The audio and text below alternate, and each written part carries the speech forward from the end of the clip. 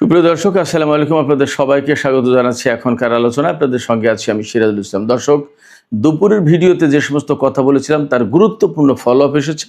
অসম্ভব রকমের জরুরি বার্তা, বলা যায় ব্রেকিং নিউজ। আমেরিকা মধ্যপ্রাচ্য থেকে তাদের সমস্ত নাগরিককে চলে যাওয়ার পরামর্শ দিয়েছে। তার মানে হচ্ছে অনেক বড় কিছু ঘটতে যাচ্ছে মধ্যপ্রাচ্যে। এছাড়া জর্দানের শত শত নাগরিক দেশটির সরকারকে একটা খোলা চিঠি দিয়েছে। সেই চিঠির পরে জর্দান সরকার মহা চ্যালেঞ্জের মুখে। শুধু তাই না, চ্যালেঞ্জের মুখে মার্কিন সেনারা। কি করবে জর্দান সরকার, কি করবে মার্কিন সরকার? এদিকে ইরানের খাতামুল আম্বিয়া হেডকোয়ার্টার্সের commander major general Ali Abdullahi কড়া সতর্কবার্তা বা কড়া হুঁশিয়ারি উচ্চারণ করে বলেছেন, যে সমস্ত দেশ আমেরিকাকে প্রোটেকশন দেবে, নিরাপত্তা দেবে, রক্ষা করবে অথবা আমেরিকাকে সমর্থন দেবে, তার প্রত্যেকটা দেশকে যুদ্ধের পরিণতি ভোগ করতে হবে। তার মানে কি, ইরান কি এই যুদ্ধ মধ্যপ্রাচ্যের বাইরেও ছড়িয়ে দেবে? ইউরোপের কোনো কোনো দেশ কিন্তু আমেরিকাকে সহযোগিতা করছে বা করতে যাচ্ছে। তাহলে এই যুদ্ধ আসলে কতদূর বিস্তৃত হবে? সুপ্রিয় দর্শক, এই তিনটি বিষয় নিয়েই মূলত এখন আমি আলোচনা করব। আশা করি আপনারা শেষ পর্যন্ত সঙ্গে থাকবেন, আলোচনা ভালো লাগবে। আর যদি আলোচনা ভালো লাগে তাহলে লাইক, কমেন্ট, শেয়ার করবেন এবং চ্যানেলটি সাবস্ক্রাইব করে সাথেই থাকবেন। দর্শক, চলুন বিস্তারিত আলোচনায় যাই। সর্বপ্রথমে যে বিষয়টি নিয়ে কথা বলবো সেটি হচ্ছে, আজকে 1 আগস্ট শনিবার জর্দানের মার্কিন দূতাবাস প্রথম এই সতর্কবার্তা জারি করে যে মধ্যপ্রাচ্য থেকে মার্কিন নাগরিকদেরকে দ্রুত গতিতে চলে যাওয়ার পরামর্শ দেওয়া হচ্ছে। তারা যাতে চলে যায়, তার কারণ হচ্ছে মধ্যপ্রাচ্যে অনেক বেশি টেনশন বা উত্তেজনা বিরাজ করছে। এই উত্তেজনা বাড়ছে এবং এর পরিপ্রেক্ষিতে এমন ঘটনাও ঘটতে পারে যে বিমান চলাচল বন্ধ হয়ে যেতে পারে। সেক্ষেত্রে নাগরিকরা, অর্থাৎ মার্কিন নাগরিকরা মধ্যপ্রাচ্য থেকে চলে যাওয়ার জন্য ঝামেলায় পড়তে পারে, বিমান নাও পেতে পারে, আকাশপথ বন্ধ হয়ে যেতে পারে। শুধু তাই না, বাইরের বিভিন্ন অঞ্চল থেকে মার্কিন নাগরিকরা যাতে মধ্যপ্রাচ্য অঞ্চলে সফরে না আসে সেই সতর্কবার্তা বা সেই পরামর্শ দেওয়া হয়েছে মার্কিন দূতাবাসের পক্ষ থেকে। জর্দানের মার্কিন দূতাবাস থেকে এই বার্তা প্রথমে প্রকাশ করার পর ইসরায়েলে যে মার্কিন দূতাবাস আছে সেখান থেকে, তারপরে মিডল ইস্টের সব দেশ থেকে সব মার্কিন দূতাবাস এই একই বার্তা সার্কুলার করেছে, মধ্যপ্রাচ্য থেকে মার্কিন নাগরিকদের চলে যাওয়ার জন্য, সরে যাওয়ার জন্য পরামর্শ দেওয়া হচ্ছে। একটা কথা আমি বলি আপনাদেরকে, যেহেতু ডিপ্লোম্যাটিক ওয়ার্নিংস অর্থাৎ কূটনৈতিক সতর্কবার্তা, সেই কারণে কূটনৈতিক সতর্কবার্তায় এই কথা এইভাবে বলবে না যে এক্ষুনি চলে যান, যুদ্ধ লেগে যাচ্ছে, এমন করে বলবে না। কূটনৈতিক বার্তা তো একটু রয়ে শুয়ে কায়দা কানুন করে বলে যে মধ্যপ্রাচ্যে না থাকার পরামর্শ দেওয়া হচ্ছে, মধ্যপ্রাচ্য সফর এড়িয়ে চলার পরামর্শ দেওয়া হচ্ছে, মধ্যপ্রাচ্য থেকে দ্রুত গতিতে চলে যেতে পারলে ভালো হয়, এইরকম করে বলে। এর মানে হচ্ছে যে আমেরিকা এবং ইসরায়েল ইরানের সাথে যুদ্ধ করতে যাচ্ছে নতুন করে। এটা হলো প্রথম কথা। এই কথা আমি এত স্ট্রংলি কেন বলতে পারছি? এই কথা বলতে পারছি তার আগের বেশ কয়েকটা প্রেক্ষাপট আছে। সেই প্রেক্ষাপটগুলো কি? আমাদের বাংলাদেশটায় গতকাল রাতে মার্কিন প্রেসিডেন্ট ডোনাল্ড ট্রাম্প এবং তার মন্ত্রিসভার সদস্যরা ক্যাম্প ডেভিডে বৈঠক করেছিলেন। সেখানে একবার সরাসরি ইরান বিষয় নিয়ে আলোচনা হয়েছে এবং তারপরে মার্কিন সিবিএস নিউজ খবর দিয়েছে, আমি দুপুরে ভিডিওতে বলেছি যে ইরানের উপরে হামলা চালাবে আমেরিকা এবং ইসরায়েল। সেই বিষয়টাই আলোচনা হয়েছে ক্যাম্প ডেভিডে। এখন কবে কখন সেই হামলাটা হবে সেটাই হলো একটা প্রশ্ন। সেই সিদ্ধান্ত ফাইনাল জানানো হয়নি, বাট সেই সিদ্ধান্ত নিশ্চয়ই হয়েছে। এবং আমেরিকা ও ইসরায়েল ইরানের কোথায় হামলা চালাবে? ইরানের বিভিন্ন জ্বালানি অবকাঠামোর উপরে হামলা চালাবে। ইরান বলেছে যে এর পাল্টা কড়া জবাব দেওয়া হবে। মধ্যপ্রাচ্যের বিভিন্ন দেশ, বিশেষ করে পারস্য উপসাগরীয় দেশ কুয়েত, বাহরাইন, কাতার, সংযুক্ত আরব আমিরাত, সৌদি আরব এবং ইসরায়েল, এই সমস্ত দেশের কোন কোন জ্বালানি স্থাপনায়, কোন কোন তেল ক্ষেত্রে, কোন কোন গ্যাস ক্ষেত্রে হামলা চালাবে তার পরিষ্কার লিস্ট দিয়েছে। আমি দুপুরের ভিডিওতে সেটা বলেছি। তার মানে দাঁড়াচ্ছে দুই পক্ষে ভয়ঙ্কর যুদ্ধে লিপ্ত হতে যাচ্ছে এবং মার্কিন সেন্টকম তো 2 সপ্তাহের যুদ্ধের জন্য প্রস্তুতি নিয়েছে বলা হচ্ছে। এই কারণে মার্কিন নাগরিকদেরকে মধ্যপ্রাচ্য থেকে সরে যাওয়ার পরামর্শ দেওয়া হচ্ছে। এই অঞ্চলে যাতে সফরে নতুন করে কেউ না আসে সেই কথা বলা হচ্ছে। এখন এর বাইরে আর একটা বিষয় থাকতে পারে। আমরা দেখতেই পাচ্ছি মধ্যপ্রাচ্যে মার্কিন ঘাঁটিগুলোর কি অবস্থা, মার্কিন সেনাদের কি অবস্থা। অনেক ঘাঁটি অনেক দেশ থেকে মার্কিন সেনাদেরকে সরিয়ে নেওয়া হয়েছে। বিমান থেকে শুরু করে তাদের ক্ষেপণাস্ত্র প্রতিরক্ষা ব্যবস্থা যা যা অবশিষ্ট ছিল অনেক কিছু সরিয়ে নেওয়া হয়েছে এবং পরিস্থিতি ভালো না, একের পর এক হামলার মুখে পড়ছে। সবচেয়ে বাস্তবতা হচ্ছে যে আমেরিকার যে হাইপারসনিক ক্ষেপণাস্ত্র এগুলো ঠেকানোর মতো তো কোনো যন্ত্র, কোনো প্রতিরক্ষা ব্যবস্থা আমেরিকা ইসরায়েলের কাছে নেই। সে কারণে এখন মার্কিন সামরিক বাহিনী রিয়েলি মধ্যপ্রাচ্যে বিপদে পড়েছে। একদম আমরা পরিষ্কার দেখতে পাচ্ছি ইরাকের ইরবিল থেকে পেট্রিয়ট ক্ষেপণাস্ত্র প্রতিরক্ষা ব্যবস্থা সরিয়ে নেওয়া হয়েছে। কেন সরিয়ে নেওয়া হয়েছে? যদি সেগুলো কাজ করে তাহলে কেন সরিয়ে নেবে? সেগুলো অ্যাকচুয়ালি খুব কাজ করছে না। তো এই প্রেক্ষাপটে ইরানের বিরুদ্ধে তাদের যুদ্ধ করার অবস্থা কতটুকু আছে সেটা একটা প্রশ্ন।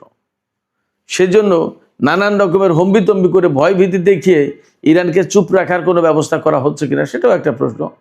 যেমন মধ্যপ্রাচ্য থেকে সমস্ত নাগরিক চলে যাও, মার্কিন নাগরিক, বিরাট হামলা আসছে, বা ক্যাম্প ডেভিডে বৈঠক হয়েছে, ইরানের উপর হামলা হবে এবং ইরানের জ্বালানি অবকাঠামোর উপর হামলা হবে, এরকম নানান খবর ছড়িয়ে দিয়ে ইরানের ভেতরে একটা ত্রাস, একটা ভয় সৃষ্টি করে দেওয়ার একটা চেষ্টা হচ্ছে কিনা সেটা একটা প্রশ্ন।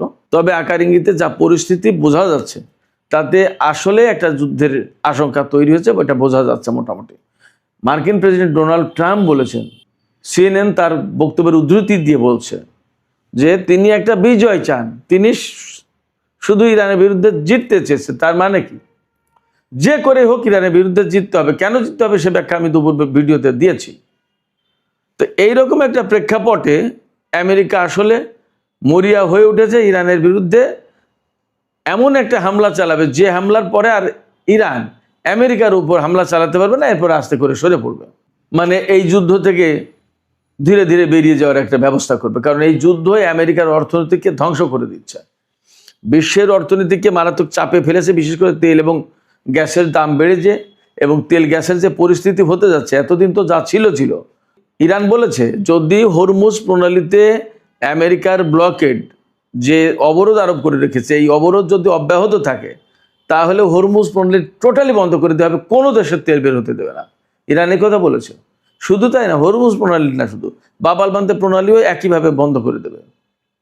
যখন তেল টোটালি বন্ধ হয়ে যাবে তখন যত যাই কিছু করুক না কেন কঠিন হয়ে যাবে ইরানের বিরুদ্ধে লড়াই করে পরিস্থিতির উত্তরণ ঘটানো, পরিস্থিতির উন্নতি করা অসম্ভব হয়ে যাবে। কারণ তেল হচ্ছে লাইফ লাইন। আপনার বিশ্বের অর্থনীতি যদি না বাঁচে কে কয়দিন যুদ্ধ করবে? এবং আমেরিকার কারণে এই ঘটনা ঘটেছে। আমেরিকা যদি ইরানের উপরে হামলা না চালাতো তাহলে তো এই যুদ্ধ শুরু হতো না। এই কথা তো আমেরিকাকে সবাই বলছে, কেউ প্রকাশ্যে কেউ অপ্রকাশ্যে।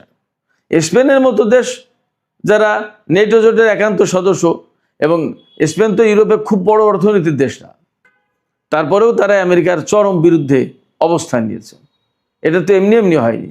তারা দেখছে যে একটা ন্যায় অন্যায় বলে তো একটা কথা আছে, এবং এই যুদ্ধে ইউরোপের কোনো দেশ তো অ্যাকচুয়ালি সরাসরি কেউ আমেরিকাকে সহায়তা করছে না, নেটো জোট তো আসেইনি। তার মানে হচ্ছে কি এখানে ন্যায় অন্যায়ের একটা প্রশ্ন আছে। তা সেই ন্যায় অন্যায়ের প্রশ্ন যদি থেকেই থাকে তাহলে আমেরিকা কি করে চূড়ান্তভাবে ইরানের বিরুদ্ধে অবরোধ আরোপ করে বা যুদ্ধ করে জিতে যাবে? সেটা সম্ভব না। এবং যদি জিতে যেতে পারতো তাহলে এতদিন একটা ব্যবস্থা হতো। আমেরিকা এবং ইসরায়েলের মতো দেশ যারা বহু বছরের অস্ত্র ভাণ্ডার তাদের হাতে, সেই সমস্ত অস্ত্র নিয়েই তো ইরানের বিরুদ্ধে যুদ্ধ শুরু করেছিল, কিন্তু তারা তো পারেনি। পরমাণু অস্ত্র ব্যবহার করলে তৃতীয় বিশ্বযুদ্ধ বেঁধে যেতে পারে, তার আশঙ্কা যথেষ্ট। কারণ আমি সবসময় বলি, রাশিয়া এবং চীনের বিরাট বড় স্বার্থ রয়েছে এই মধ্যপ্রাচ্যে, এই ইরানে। ইরান না থাকলে, ইরানের এই সরকার না থাকলে চীন রাশিয়ার স্বার্থ রক্ষা করার মতো কোনো ব্যবস্থা থাকবে না। আমেরিকার কাছে মাথা কুর্নিশ করে, মাথা নত করে চীনকে মধ্যপ্রাচ্য থেকে তেল গ্যাস নিতে হবে। এটা চীন খুব ভালো করে বোঝে। অতএব চীন আমেরিকাকে যা খুশি তাই করতে দেবে না। সুপ্রিয় দর্শক, আমি আলোচনার শুরুতে বলেছিলাম জর্দানের শত শত মানুষ একটি চিঠি দিয়েছে দেশটির সরকারকে, রাজা আবদুল্লাহকে, জর্দানের রাজা আবদুল্লাহকে। কি বলেছে সেই চিঠিতে? বিরাট গুরুত্বপূর্ণ কথা। উন্মুক্ত চিঠি, খোলা চিঠি। এই চিঠিতে জর্দানের লোকজন যারা সই করেছেন তারা বলেছেন যে আমেরিকার সেরা আমাদের দেশে থাকার কারণে আমাদের কোনো লাভ হচ্ছে না, আমাদের জাতীয় স্বার্থের কোনো লাভ নেই, বরং মার্কিন সেনা আমাদের দেশে মোতায়েন থাকার কারণে আমাদের নিরাপত্তা, আমাদের জাতীয় স্বার্থ এবং আমাদের সার্বভৌমত্ব ক্ষুণ্ণ হওয়ার কাছাকাছি। ইরান প্রতিদিন ড্রোন হামলা চালাচ্ছে, ক্ষেপণাস্ত্র হামলা চালাচ্ছে, আমাদের দেশ প্রচণ্ড রকমের নিরাপত্তাহীনতায় পড়ে যাচ্ছে, মার্কিন সেনারা সেগুলো সামাল দিতে পারছে না। সেক্ষেত্রে মার্কিন সেনা আমাদের দেশে রেখে আমাদের লাভটা কি, এই কথা বলেছে এবং চ্যালেঞ্জ ছুড়ে দিয়েছে জর্দানের সরকারকে। এইরকম যুদ্ধের ভেতরে যখন শত শত মানুষ এই খোলা চিঠিতে সই করেছে এবং চ্যালেঞ্জ ছুড়ে দিয়েছে, তখন এই বিষয়টাকে হালকা করে দেখার কোনো সুযোগ নেই। কারণ এমনি সাধারণ সময়ে একটা প্রতিবাদ আর যুদ্ধের ভেতরে প্রতিবাদ ভিন্ন কথা। এবং এখানে সবচেয়ে বড় একটা বিষয় যেটা, সেটা হচ্ছে জর্দানের জনগণের ভেতরে ইরান ফাটল ধরিয়ে দিতে সক্ষম হয়েছে। জর্দানের জনগণ কিন্তু এখন আর একমতে নেই, কেউ সরকারের পক্ষে, কেউ সরকারের বিপক্ষে। সরকারের বিপক্ষে যারা, তারা বলছে মার্কিন সেনাদেরকে এখান থেকে সরাও। একই রকমের দাবি কিন্তু সৌদি আরব, কাতার, কুয়েত, বাহরাইন সব জায়গায় আছে। কোথাও কোথাও বিক্ষোভ মিছিল পর্যন্ত হচ্ছে। সব মিডিয়া সেন্সরশিপের কারণে সব কিছু আসছে না, সামাজিক মাধ্যমে কিছু কিছু আসছে। এখন জর্দানের নাগরিকদের এই যে চিঠি, এই চিঠিকে যদি সরকার গুরুত্ব না দেয় সেটা ভিন্ন কথা, কিন্তু দেশের জনগণের ভেতরে যে একটা বিভেদ সৃষ্টি করা গেছে, ফাটল ধরানো গেছে, এটা বাস্তব। এবং এই জায়গায় ইরান বড় রকমের সফল। জর্দান হচ্ছে একেবারে ইসরায়েলের সীমান্তবর্তী। জর্দান থেকে মার্কিন সামরিক ঘাঁটি সরে যাওয়া বা যদি সরিয়ে নিতে হয়, তারপরে কিন্তু ইসরায়েল চরমভাবে অরক্ষিত। গত 1.5-2 বছরের যে সংঘর্ষ চলছে ইরান, ইসরায়েল, আমেরিকা, ইসরায়েলের উপর যখনই ইরান হামলা চালাতে গেছে এই সংঘর্ষের ভেতরে, তখনই সবচেয়ে বেশি ক্ষেপণাস্ত্র এবং ড্রোন ইন্টারসেপ্ট করার চেষ্টা করা হয়েছে জর্দান থেকে। জর্দানের নাগরিকরা বলছেন, এই চিঠিতে বলেছেন যে জর্দানে যে সমস্ত মার্কিন সামরিক বাহিনী আছে তারা তো আমাদের দেশের নিরাপত্তা রক্ষা করছে না, এরা তো নিরাপত্তা রক্ষা করছে ঘুরে ফুরে যেভাবে হোক ইসরায়েলকে রক্ষার চেষ্টা করা হচ্ছে। তা আমরা আমাদের দেশে মার্কিন সামরিক বাহিনীকে রেখে আমাদের দেশকে ক্ষতিগ্রস্ত করে কেন ইসরায়েলকে রক্ষা করার ব্যবস্থা করব, কেন রক্ষা করব? একটা দেশের সমস্ত মানুষ তো আর অন্ধ হয়ে যায় না, কিছু মানুষের জ্ঞান বুদ্ধি বিবেক থাকে জাগ্রত। এই যে চিঠিগুলো যারা দিয়েছে তারা কিন্তু সবাই যে ফিলিস্তিন থেকে আসা উদ্বাস্তু মানুষ তারা না, ফিলিস্তিনি জনগণ আছে, অরিজিনাল জর্দানের অধিবাসী যারা, তারাও দিয়েছে। সেক্ষেত্রে এই চিঠি অত্যন্ত তাৎপর্যপূর্ণ এবং গুরুত্বপূর্ণ। মধ্যপ্রাচ্যের জন্য বার্তাটা মোটেই ভালো না। মোটেই ভালো না বলতে জর্দানের রাজার জন্য ভালো না। এই রকমভাবে কোন কোন সময় যে কোন কোন দেশে আরও চিঠি আসে এবং কোন কোন দেশের মানুষ বিস্ফোরিত হয়, বিক্ষুব্ধ হয়ে মিছিল শুরু করে দেয় এবং কি হয় আসলে বোঝা যাচ্ছে না। মধ্যপ্রাচ্যের পরিস্থিতি কিন্তু খুবই টালমাটাল। অনেক আলোচনাও আছে এরকম যে মধ্যপ্রাচ্যের যে সমস্ত রাজতান্ত্রিক শাসন ব্যবস্থা, সেই সমস্ত জায়গায় কোনো বিক্ষোভ টিক্ষোভ শুরু হয়ে যায় কিনা, এই শাসকদের বিরুদ্ধে জনগণ ক্ষেপে ওঠে কিনা, এরকম নানা আলোচনা আছে। জানি না কখন কি হবে, বাট এই ধরনের আলোচনা আছে। তবে চূড়ান্তভাবে বাস্তবতা হচ্ছে যে ইরানের সাথে আমেরিকা এবং ইসরায়েল যুদ্ধ করতে এসে মধ্যপ্রাচ্যে আসলে তাদের অবস্থান মারাত্মকভাবে ক্ষুণ্ণ করেছে, ঝুঁকির মুখে ফেলেছে। এবং ইসরায়েল সবচেয়ে ভয় পাচ্ছে এটা যে আমেরিকা যদি এই মধ্যপ্রাচ্যে টিকতে না পারে তাহলে তার অস্তিত্ব থাকবে না, সে কিন্তু খুবই নড়বড়ে অবস্থায় পড়ে যাবে, ঝুঁকির মুখে পড়বে। এই জন্য বারবার চেষ্টা করছে নেতানিয়াহু আমেরিকাকে দিয়ে যুদ্ধ করে ইরানের অস্তিত্ব নষ্ট করে দিয়ে ইরানের এই সরকারের পরিবর্তন আনা, ইরানের সামরিক বাহিনীকে ধ্বংস করে দেওয়ার চেষ্টা করা। যদিও সেটা এখন পর্যন্ত সফলতার মুখ দেখেনি এবং আদৌ সেটা সফল হবে কিনা সেটা একটা বড় প্রশ্ন। এই যে ইসরায়েল এবং আমেরিকা ইরানের সাথে যুদ্ধ করতে আসলো, এতে প্রকৃতপক্ষে তারা ক্ষতিগ্রস্ত হয়েছে। কীরকম? ধরুন যুদ্ধের আগে হরমুজ প্রণালী খোলা ছিল, যুদ্ধ শুরু করলো, হরমুজ পল্লী গেল বন্ধ হয়ে। যুদ্ধের আগে মার্কিন সমস্ত ঘাঁটি সব ইনট্যাক্ট ছিল, সব অক্ষত ছিল, ভালো ছিল, তারা খুব আরামে দারামে খাচ্ছিল, ঘুমাচ্ছিল, ফুর্তি মারছিল। কিন্তু যুদ্ধ শুরু পরে সেই ঘাঁটিগুলো সব এখন অস্তিত্বহীন হয়ে পড়েছে। মার্কিন সামরিক বাহিনী প্রচণ্ডভাবে অনিরাপদ। বিভিন্ন দেশ থেকে মার্কিন সেনাদেরকে সরিয়ে নেওয়া হয়েছে। বহু সংখ্যক বিমান, সামরিক সরঞ্জাম, অস্ত্রপাতি ধ্বংস হয়েছে, যেগুলোকে এতদিন আমেরিকার গর্বের ধন, গর্বের বস্তু বলে মনে করা হতো। আমেরিকার প্রভাব প্রতিপত্তি, শৌর্য বীর্যকে উচ্চে তুলে ধরত। সেই জিনিসগুলো ধ্বংসের কারণে ইরানের হাতে এখন আমেরিকার হেড ডাউন হয়ে যাচ্ছে, মাথা নত হয়ে যাচ্ছে, নিচু হয়ে যাচ্ছে। সেক্ষেত্রে আমি বলি, বারবার সবসময় বলি যে আমেরিকা এবং ইসরায়েল ইরানের বিরুদ্ধে যুদ্ধ করতে এসে তারা নিজেরাই মারাত্মকভাবে ক্ষতিগ্রস্ত হয়েছে এবং এই ক্ষতি কখনো আর পুষিয়ে নিতে পারবে না। মধ্যপ্রাচ্যের অনেক দেশ হয়তো এখনো আমেরিকাকে সমর্থন করছে নানান প্রেক্ষাপটে, নানান কারণে। ভেতরে ভেতরে কিন্তু আমার কাছে মনে হচ্ছে তারা ইরানকে সহযোগিতা করছে, যে কথা হয়তো আমরা বাইরে থেকে বুঝতে পারছি না বা দেখতে পারছি না। যেভাবে ইরান, ইরাক, কুয়েত, সৌদি আরব, বাহরাইন, কাতার, সংযুক্ত আরব আমিরাত, ওমান, জর্ডান, এই সমস্ত দেশে হামলা চালিয়েছে যে অ্যাকুরেটলি, এটা মানে বিরাট ব্যাপার, কল্পনাতীত ব্যাপার। এমনকি ইসরায়েলের ভেতরে, এবং ইসরায়েলের ভেতরে অনেক গোয়েন্দাকে বা গুপ্তচরকে, এজেন্টকে, ইরানের এজেন্টকে ধরা হচ্ছে যে তারা ইরানকে বিভিন্ন সময় বিভিন্ন তথ্য দিয়ে, ছবি দিয়ে সাহায্য করেছে এবং তার বিনিময়ে টাকা নিয়েছে, ধরা হচ্ছে, মামলা, জেল এগুলো দেওয়া হচ্ছে। ফলে এই যে মুসলিম কান্ট্রিগুলো, এই মুসলিম কান্ট্রি থেকে কেউ কি ইরানের পক্ষে কথা বলেনি, কাজ করেনি? অবশ্যই করেছে, এবং এমনটা হওয়ার যথেষ্ট সম্ভাবনা আছে। এবং যার প্রমাণ এই যে জর্ডানের চিঠি, এবং ইরান বলেছে তো যে জর্ডানের বহু সরকারি এবং বেসরকারি পর্যায়ের লোকজন তথ্য দিয়ে সাহায্য করেছে, গোয়েন্দা তথ্য দিয়েছে যে এখানে এখানে এখানে এখানে আমেরিকার সেনা ঘাঁটি অমুক তমক এই সমস্ত আছে। ইরান সেইগুলো ধরে ধরে হামলা চালিয়েছে। ফলে মধ্যপ্রাচ্যে মার্কিন ঘাঁটিগুলো রিয়েলি খুবই ঝুঁকির মুখে পড়েছে, নিরাপত্তাহীনতার মুখে পড়েছে, এতে কোনো সন্দেহ নেই। এখানে প্রশ্ন আসতে পারে যে জর্ডান এত কিছুর পরও কেন সমর্থন দেয় আমেরিকাকে? এখানে একটা সুবিধা আছে।